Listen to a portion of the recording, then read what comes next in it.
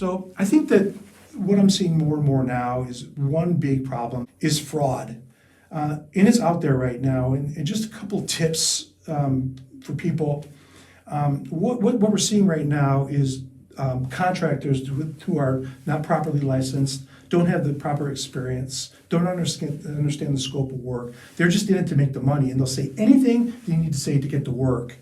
Believe me, they'll say anything they need to say when they have no idea what they're doing. It happens all the time, and you can tell right away if that's the case. So you want to make sure that your contractor does have references, that your contractor is licensed appropriately, and to demonstrate the projects that they've done and verify that they've done that work with the owners of the other projects, right? So that's really important. The second thing is wire fraud. So what we're finding out right now is whatever type of email platform that you may use, whether it's a Microsoft, it's a Gmail, these programs can be hacked. And these hackers right now are very smart, and they're constantly figuring out ways to hack. So what the scheme is now, and it has been for last year or so, and I've seen it happen, is somebody will get hacked, some developer, particular. Why? Developers bring in money. So developers make money off of construction projects. So there's money coming in from banks everywhere. These hackers know it. So if they can get into a development company, they'll look up the names of development companies, right? Who hire general contractors and build things, big things. So what they'll do is they'll find the company and they'll identify the email scheme of that company. It's real easy to do. So if it's Gary at azcmco.com, that's my email. You know the rest of the employees are going to be probably the same thing. John at azcmco, right?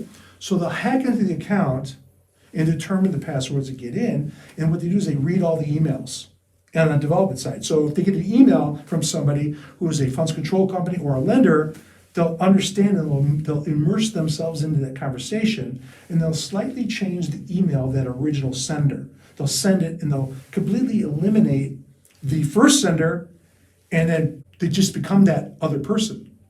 But you'll see on these emails that the one letter in the email has changed, or there's no information in the body of the email. So I received one of these emails myself from somebody, and I responded. I said, "What happened to your phone number? It used to be on here. I don't see your phone number anymore. Please respond back." No answer, no answer, no answer. And I was getting upset because I'm trying to fund this project and I'm getting no answer. So I finally called the developer and I said, "Why are you not responding to my calls or my emails? You're not sending me anything." I said, "Yes, I've sent you like 10 emails. And it turns out, he goes, "Oh my gosh, we've been hacked." Several people did. And what happens is they understand and they start saying, we need that money. Here are the wiring instructions. We need to be paid. Send the money via ACH to this account.